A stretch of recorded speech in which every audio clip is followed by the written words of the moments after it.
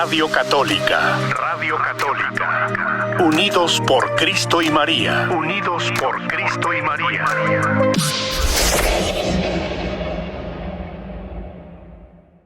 Buenas tardes, padre. Muy buenas tardes, mi querida María. Si conociera María, María, María. Por eso Alfredo la conoció y se enamoró de María. Muy bien. Y vino don Alfredo hoy, ¿verdad? Sí, aquí está. Para algún chiste muy bueno. ¿Ok? Sí, aquí está, bueno, gracias a Dios. Hoy celebramos a Santa Úrsula. Ella era una joven princesa cristiana que fue comprometida a casarse con un hombre pagano. Entonces ella quiso posponer la boda pidiendo que se le concediera ir a Roma en una peregrinación, y fue en una embarcación junto con otras compañeras, o sea, sus damas de compañía. Pero al llegar a Colonia fueron asaltadas por los hunos, no los otros, los hunos, que eran bárbaros. El jefe de los hunos le propuso que se casara con él y que renunciara a su fe, y como ella se negó, la mataron a ella y a sus compañeras que iban en el navío. Así que ella es Santa Úrsula, a quien estamos celebrando hoy. De hecho, hay una congregación de religiosas consagradas bajo el nombre de Santa Úrsula, son las Ursulinas. Bueno, oye, estaba haciendo memoria, pero no me acuerdo. ¿Tú oíste el Evangelio de hoy? Sí, padre, sí lo Jesucristo escuché. dijo que, pero no me acuerdo cómo termina, a ver si me refresca la memoria, porque dice, ustedes ven una nube en el oriente y dicen, uy, va a haber chaparrón y chaparrín, no, va a haber lluvia. Y ven ustedes que bien sopla el viento del sur y dicen, wow, va a ser calor.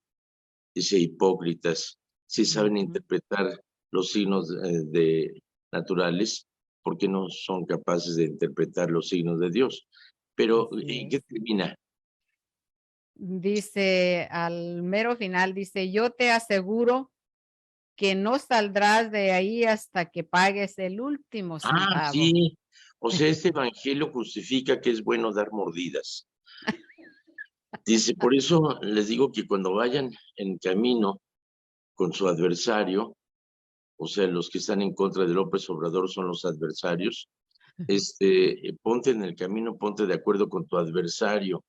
O sea, pues ya cómo nos acomodamos, no nos podemos arreglar con una corta feria, no sea que te entregue al juez, el juez te entrega al carcelero y el carcelero te meta al bote y no sales de ahí hasta que pagues hasta el último centavo. Así que mejor ponte de acuerdo. Es decir, ¿qué quiere decir esto? No significa que hay que dar mordida, sino más bien de que hay que portarse bien, pero que hay que cumplir, y que más vale, como decía mi papá, más vale un mal arreglo que un buen pleito. Entonces, hay que saber estar bien y ser cumplidor con nuestras deudas para no ponernos en riesgo de una situación difícil, ¿ok?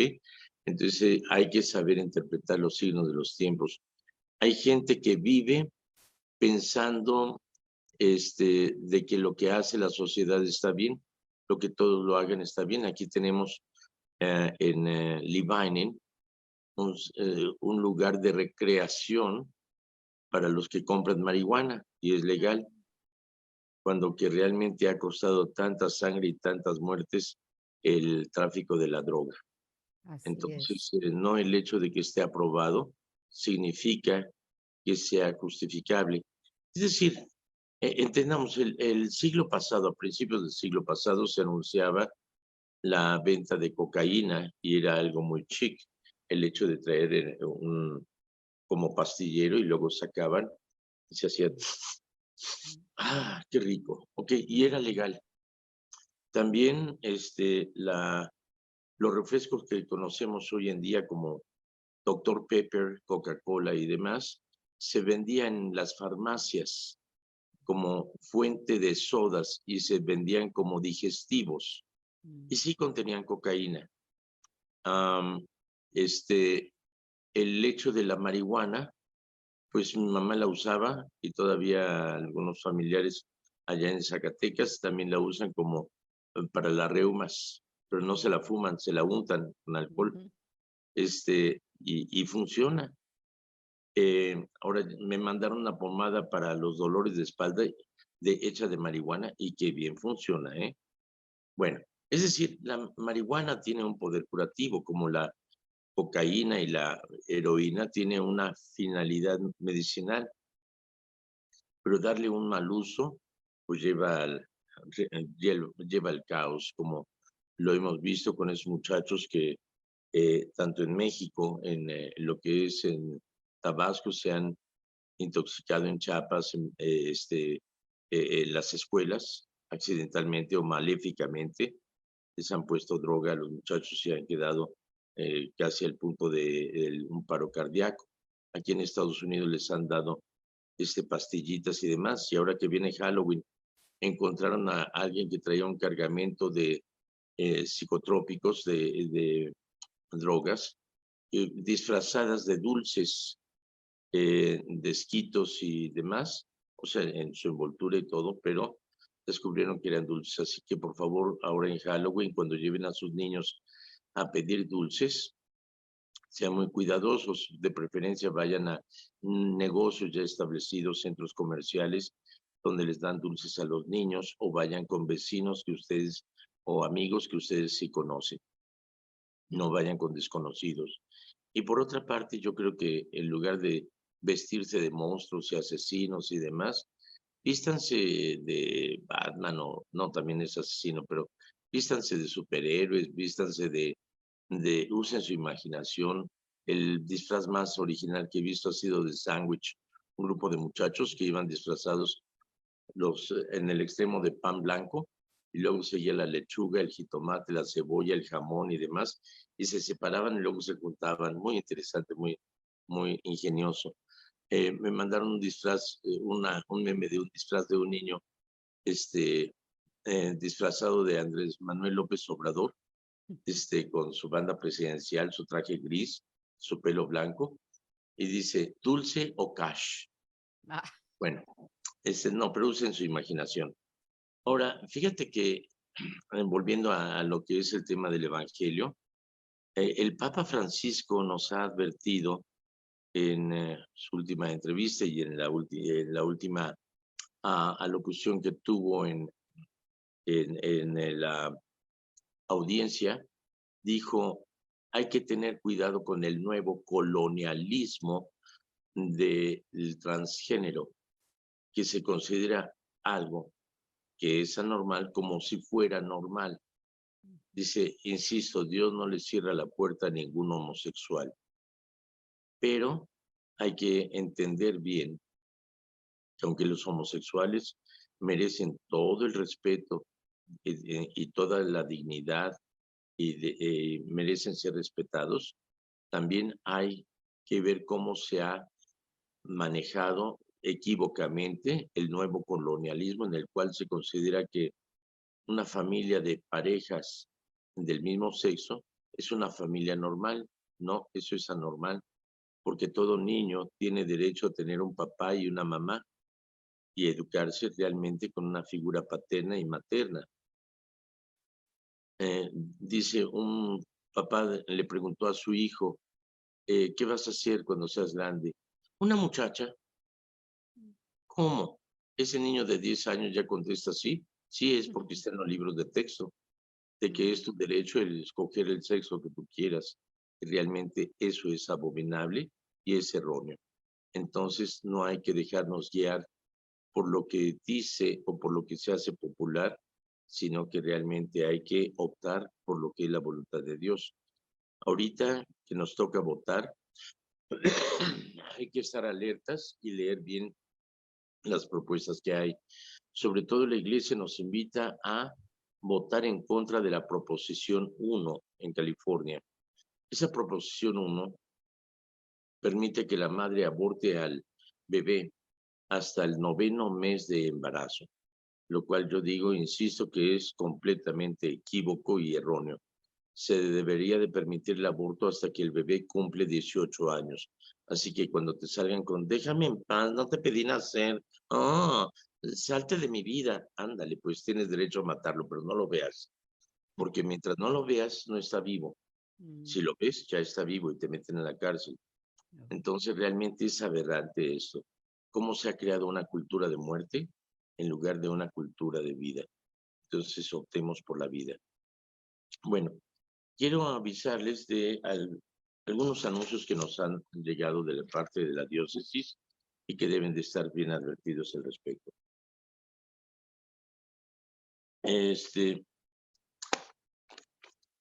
El obispo Cota ha recibido la comunicación de la diócesis de Sacramento de un obispo Faustino Pérez, que está ofreciendo bautismos, confirmaciones y primeras comuniones el sábado 22 de octubre en el Parque Charles M. Sharp, en Modesto. Así que aguas.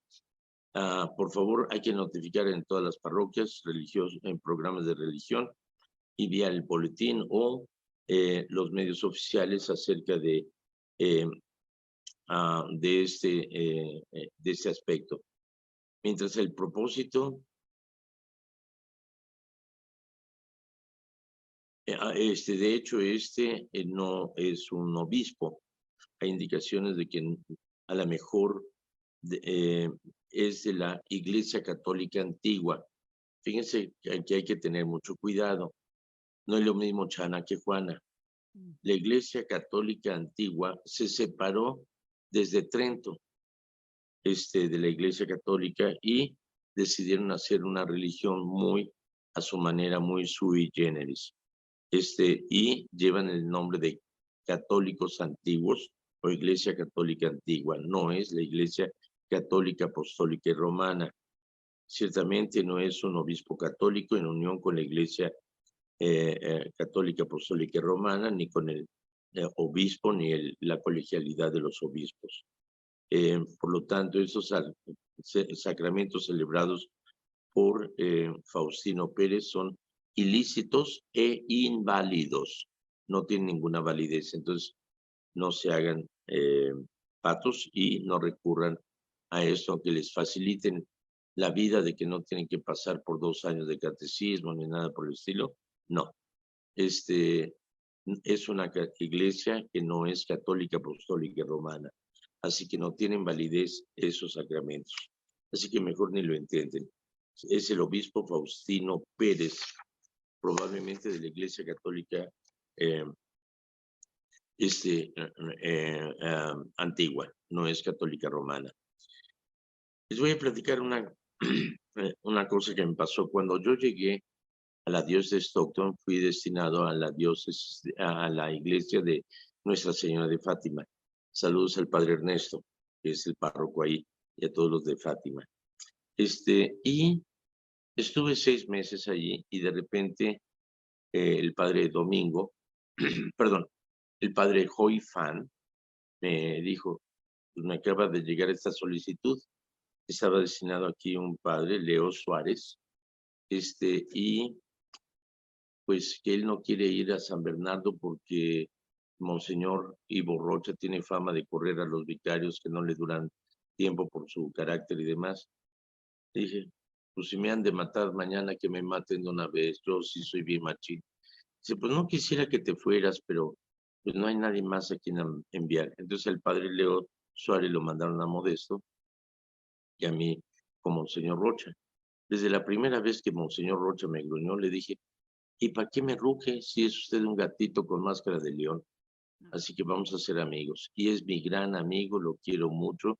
A Monseñor Rocha estuve ahí 5 años y me apoyó en mucho. Así que mis saludos a Monseñor Ivo Rocha. ¿Y qué pasó con Leo Suárez? Pues resulta que fue suspendido. Las razones de por qué fue suspendido no sé, pero se le suspendió en el ministerio y se le redujo al estado laical. O sea que ya no ejerce el sacerdocio ni puede ejercer el sacerdocio de ninguna manera. Pues resulta que ha llegado a la atención del Centro Pastoral de la Diócesis que Leo Suárez está ofreciendo bendecir casas y celebrar quinceañeras en el área de Stockton. Por favor, tengan en cuenta de que Leo Suárez ha sido descartado del estado clerical y no puede involucrarse en ministerios en la diócesis de Stockton o en ninguna otra parte. Por favor, tengan en cuenta de que ya no puede ejercer el sacerdocio. Así que, por favor, tengan atención de eso y no caigan en esa tentación. Este es un comunicado del vicario del clero, monseñor, del padre Brandon Ware. ¿Ok? Pues están informados, mis queridos amigos. Así que cada quien pertenece a su parroquia y alguien que viene a ofrecer la vida muy fácil, aguas, no es dentro, no es lícito, no es válido dentro de la Iglesia Católica. ¿Ok? Muchas gracias, padre, por esta información que es Fíjate que muy buena porque sí, en realidad si la gente no está atenta y no está informada de lo que es la verdad y lo que no es la verdad, pues sí, cometen pues errores que no debieran. así es, Entonces, mi querida María. Fíjate que ayer, casi terminando el programa, vino una pregunta rápida, pero me dio impresión así, me impactó, porque decía, ¿dónde está en la Biblia que una pareja que no está casada por la iglesia no puede comulgar? Y se me salió una expresión muy espontánea, de la cual me pido disculpas, porque no hay ninguna pregunta tonta. O sea, realmente sería tonto no preguntar, y es preguntando cómo se aprende.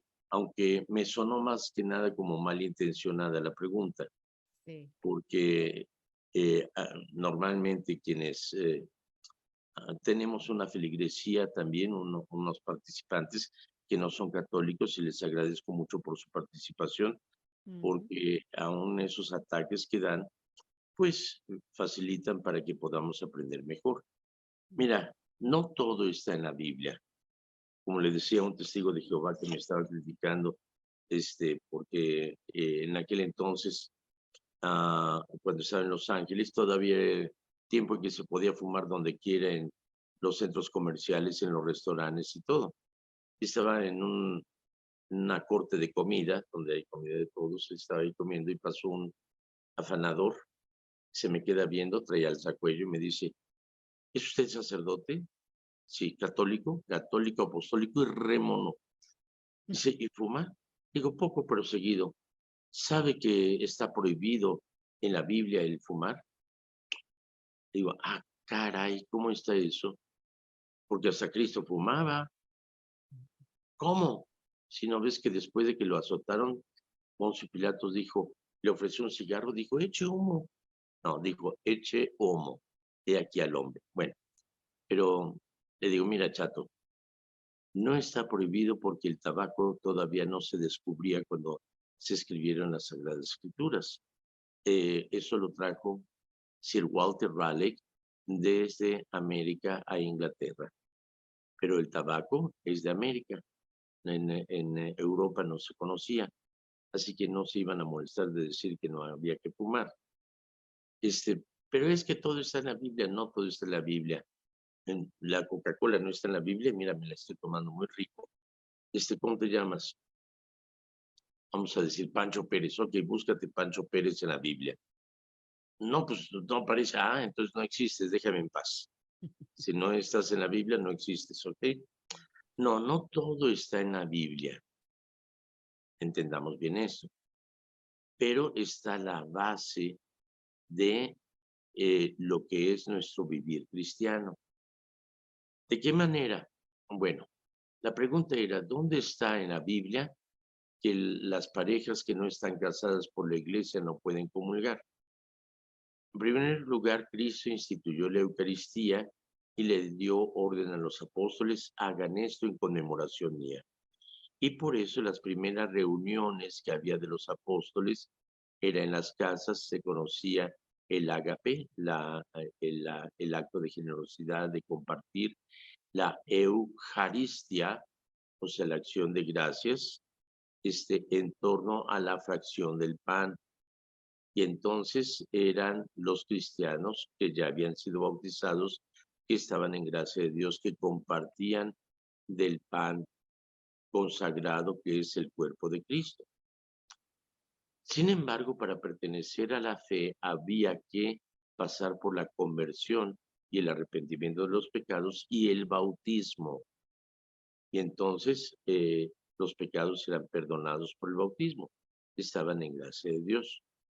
Sin embargo, se dan varias recomendaciones. Una, primero es en Marcos. Déjenme buscar a Marcos. ¿Dónde andas, Marcos? ¿Para qué te escondes, Marcos? Si te queremos mucho. A ver, Marcos, ¿dónde andas, Marcos? Aquí está Marcos. Hola, Marcos. En el capítulo 10. A ver, ¿dónde el capítulo 10? Aquí está 9. No, el 9 no, el 10. Capítulo 10, versículos del 6 al 9. Bueno, antes de eso, dice, llegaron unos fariseos que querían ponerle a prueba y le preguntaron, ¿puede un marido despedir a su esposa? Él le respondió, ¿qué les ha ordenado Moisés? Contestaron, Moisés ha permitido firmar un acta de separación y después divorciarse. Jesús les dijo, Moisés al escribir esa ley tomó en cuenta lo tercos que eran ustedes. Por el principio de la creación, Dios los hizo hombre y mujer. Por eso dejará el hombre a su padre y a su madre para unirse a su esposa, y los dos serán una sola carne, de manera que ya no son dos, sino uno solo. Pues bien, lo que Dios ha unido, que no lo separe el hombre. Cuando estaban ya en casa, los discípulos volvieron a preguntar sobre lo mismo, y él les dijo, el que se separa de su esposa y se casa con otra mujer, comete adulterio contra su esposa. Y si la esposa abandona a su marido para casarse con otro hombre, también comete adulterio. Entonces, habla aquí de la santidad y de la unión del matrimonio, que es consagrado el uno al otro. El no unirse en Dios significa el no aceptar o el rechazar a Dios. Pero vamos a ver qué es lo que nos dice San Pablo en la primera carta a los Corintios.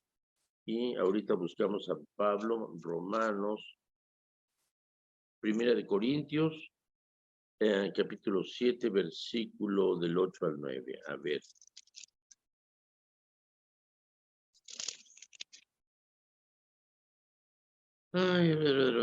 Ok, dice, desde el 6, lo que les digo a modo de consejo, no estoy dando órdenes, me gustaría que todos fueran como yo, pero cada uno recibe de Dios su propia gracia, unos de una manera y otros de otra. A los solteros y a las viudas les digo que estaría bien que estaría bien que se quedaran como yo, pero si no logran contenerse, que se casen, pues más vale casarse que estar quemándose por dentro. ¿Ok? Entonces, en cuanto a los casados, les doy esta orden que no es mía, sino del Señor, que la mujer no se separe de su marido. Y si se ha separado de él, que no se vuelva a casar o que haga las paces con su marido, y que tampoco el marido despida a la mujer.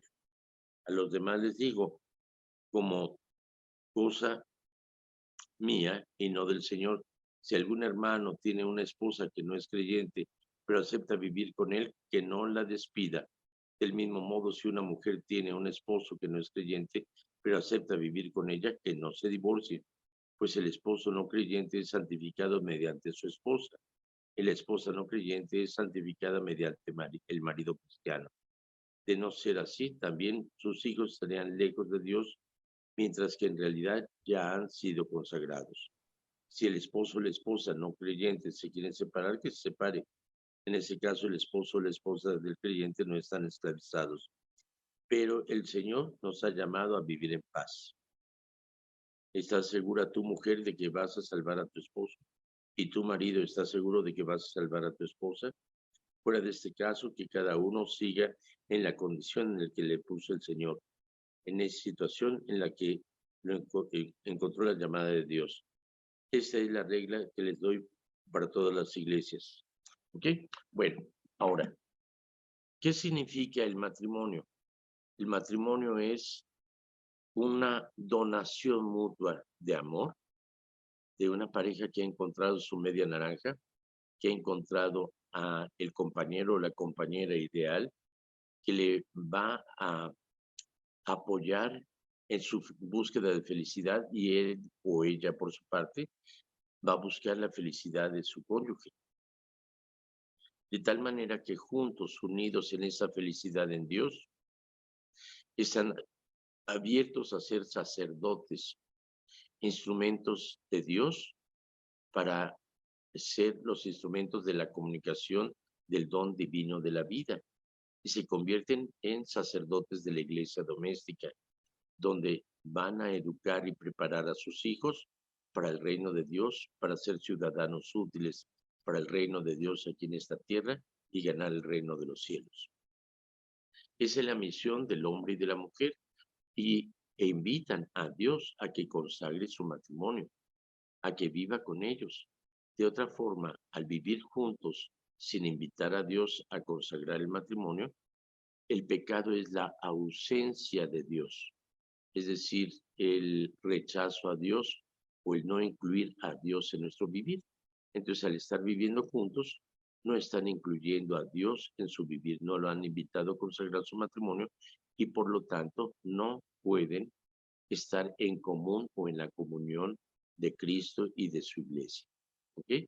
Deben de asistir a misa, qué bueno, crees en todo, pero hagan lo posible para que muy pronto puedan ustedes recibir el sacramento de la comunión. ¿Ok? ¿Contestado, mi querido amigo? Ok. Bueno, ahora sí vamos a ver las preguntas, chismes y comentarios del día de hoy. Así es. La primera pregunta dice, ¿cómo se llamaba al evangelio antes que se escribiera la Biblia? Siempre se llamó la buena noticia, y ya se conoce como evangelio cuando se escribe. ¿Ok? O sea, en la palabra evangelio viene de eu, que significa bueno, angelion, o sea que cuando te llamen por teléfono no digas eu, bueno, eu, no, eso es en griego. Eu es bueno. Angelion es mensaje. El buen mensaje o la buena noticia. Esto es lo que significa evangelio. ¿Y cuál es la buena noticia de los evangelios para que te enteres? La buena noticia es que Dios te ama mucho más allá de lo que tú te imaginas, y que cuando te sientes amado no te toca otra más que responderle con amor a quien te ama tanto. ¿No crees? Así que lee los evangelios.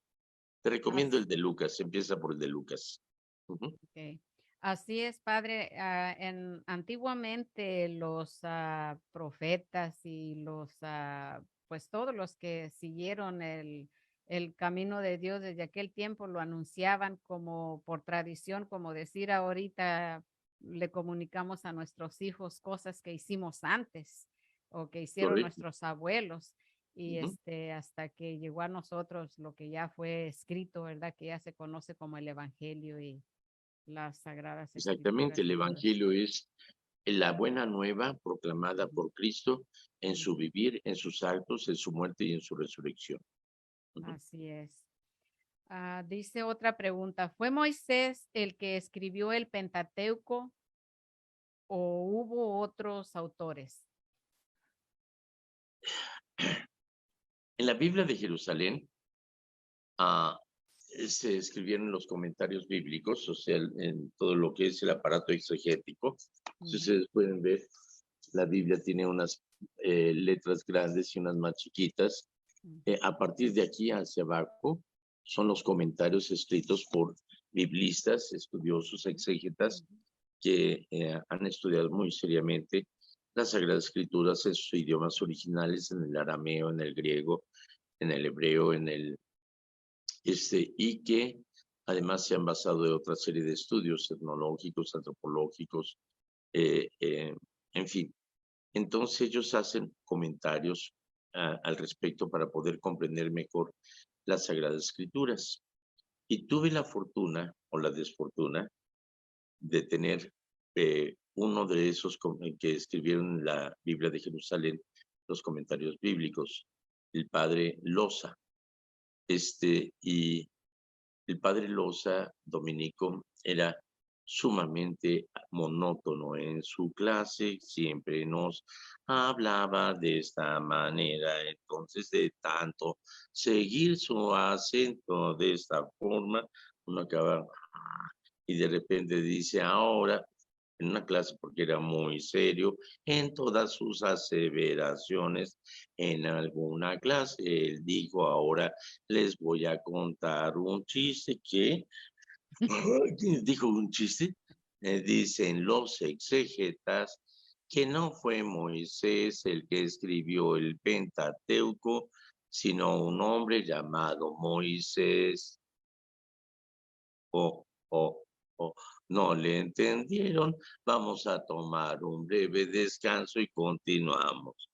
Bueno, era un chiste que realmente no tenía sentido de ser. Mira, la experiencia del pueblo hebreo es de un Dios que los salva de la esclavitud de Egipto. Esa es la primera experiencia de Dios. Y llegan a la conclusión que ese Dios que los ha salvado de la esclavitud es el mismo Dios que creó todas las cosas. Y entonces en esos 40 años de caminar por el desierto, pues no quiere decir que todos los días iban caminando, se establecían un tiempo en algún lugar y demás. Entonces les daba tiempo para escribir. Y entonces empezaron a recopilar narraciones que había de otros pueblos, entre ellos los sirios, los babilonios. Y entonces empezaron a adaptar esos cuentos o esas mitologías dentro de lo que es tratando de dar una explicación de cómo Dios creó todas las cosas. Entonces, no se me escandalicen. Los 11 primeros capítulos del Génesis, solamente los 11 primeros capítulos del Génesis, que habla desde la creación del universo, la creación del hombre, el pecado de Adán y Eva, Caín y Abel, el diluvio universal, la Torre de Babel. Todo esto son mitologías preexistentes y son de alguna manera simbólicas de los pleitos que había entre agricultores y ganaderos, o sea, representados por Caín y Abel. De esta manera está dando una explicación de algo muy sencillo. Esos 11 primeros capítulos del Génesis nos reflejan a nuestra propia persona, nuestros propios pecados. El origen de todo pecado es yo soy mi propio Dios, yo sé lo que hago y hago lo que me da mi gana, representados por Adán y Eva. El sentido de Caín y Abel, que sigue siendo ese confrontamiento de Rusia contra Ucrania, de China contra Taiwán, de Estados Unidos, órale, yo aquí también le entro a cualquiera, de la división de los que están conmigo a favor de la Cuarta Transformación y los que son los adversarios, los conservadores, los neoliberales y demás. Ustedes, Caín y Abel. Entonces, viene a ser esta explicación de lo que es el hombre actualmente. Ya a partir del capítulo 11, que es empieza la historia también muy acomodada a la literatura hebrea, y empieza propiamente con Abraham, el llamado de Dios a Abraham y toda la historia que viene, ya es una historia constatable. Pero podríamos decir que esos primeros libros, el Pentateuco, que son el Génesis, Éxodo, Levítico, Deuteronomio y Números, fueron escritos bajo la orden de Moisés.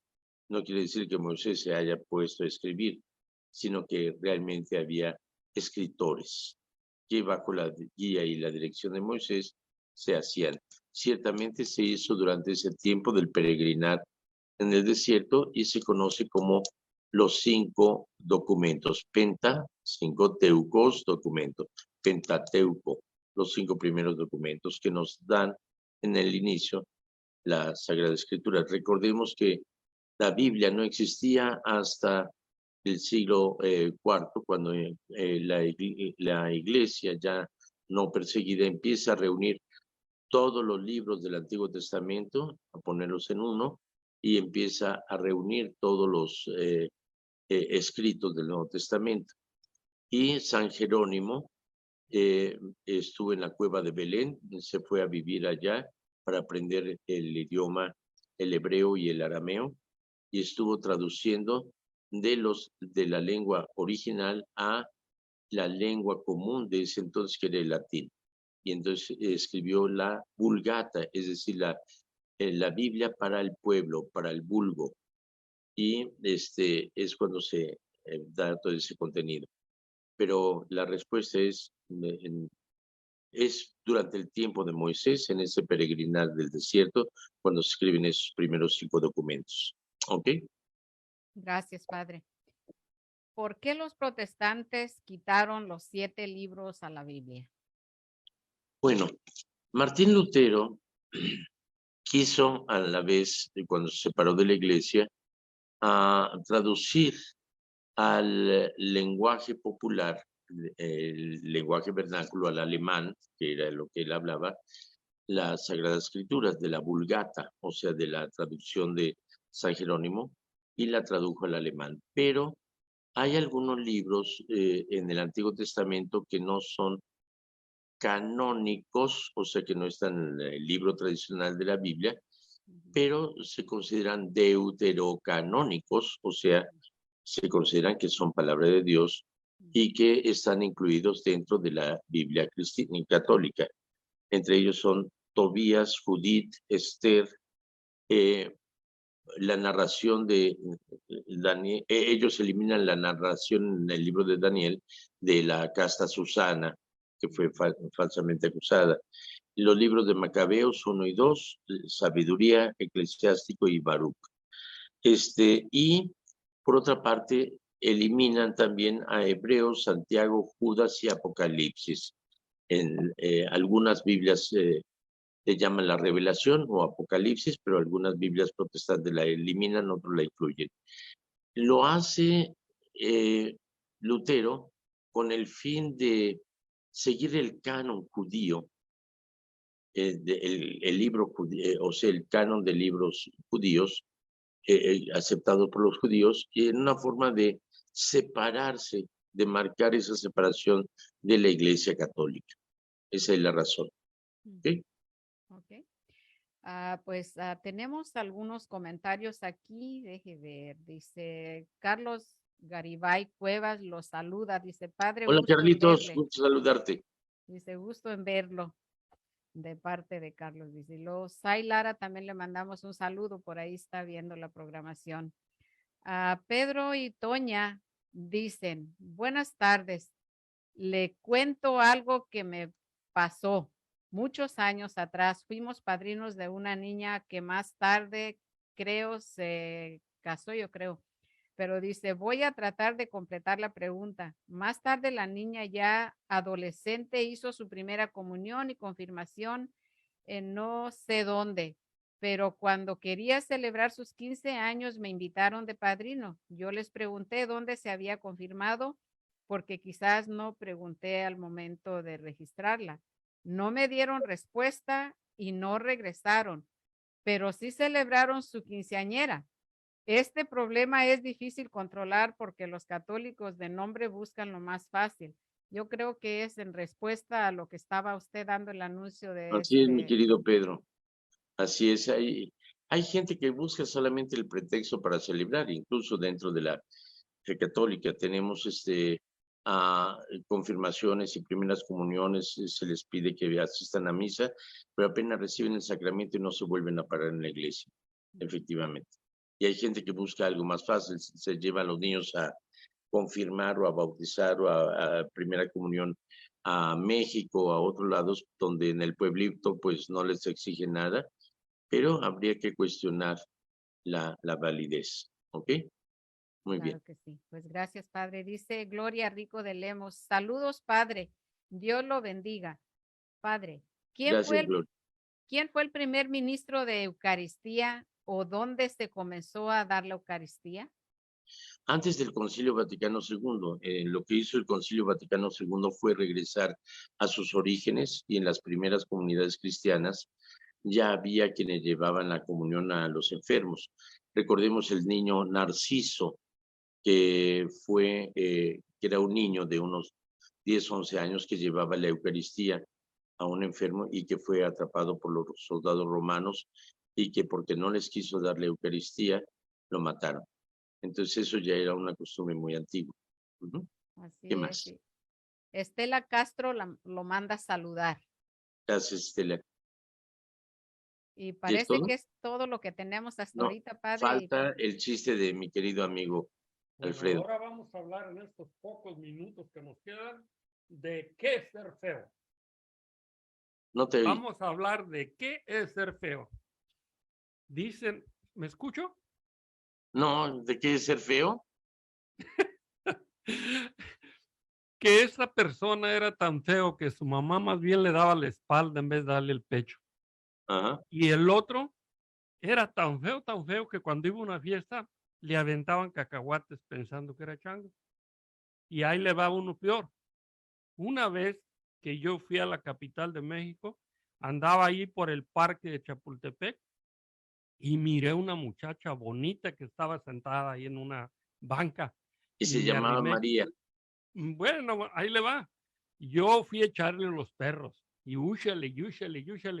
Y no, pues, como estaba bonita, de alguna forma tenía que comenzar la plática y le digo, oiga, señorita, disculpe, ¿dónde está la jaula de los changos? Por comenzar a decir algo. Se me quedó viendo de arriba abajo y dice, si no sabía regresarse, ¿para qué se salió? Muy bueno. Gracias, mi querido Alfredo. Hacía falta ese toque de buen humor. Bueno, Gracias, y este padre. domingo es el Domingo Mundial de las Misiones. Recordemos de que la misión es de Cristo, encomendada a los apóstoles: vayan hasta los confines de la tierra y prediquen la buena nueva. Entonces quizá sería muy romántico ir a la Patagonia, ir a la Conchinchina, ir a la Tarahumara o a la Amazonas a predicar, o al Congo. Bueno, si no puedes hacerlo porque estás casado y te manda tu mujer o cualquier otra cosa, tienes responsabilidades, puedes colaborar para que la palabra de Dios se difunda, siendo generoso en esta colecta. Recuerda que ese dólar que tú des va a servir para comprarle unos tenis a un padre misionero, o un burro, o una motocicleta, o un helicóptero para difundir el evangelio. Así que, por favor, sé generoso. Además, apoya con tus oraciones y ofrece tus sacrificios por el éxito de las misiones. Muchísimas gracias. Les doy vacaciones mañana y pasado. Dios mediante estaré con ustedes el lunes. Y felicidades a mi hermanito Jairo, que hoy es su cumpleaños. Pues le Está mandamos cumpliendo sus saludos. primeros 81 años de vida. Así Ay, que qué muchas lindo. felicidades a mi hermanito Jairo, que lo quiero mucho. Que Dios les Gracias. acompañe, les colme de gracia y bendición. En nombre del Padre, del Hijo y del Espíritu Santo. Amén. Amén. Gracias, padre, que tenga muy bonito fin de semana. Hasta el lunes, Dios mediante. Gracias. Primeramente Dios. Radio Católica. Radio Católica. Unidos por Cristo y María. Unidos por Cristo y María.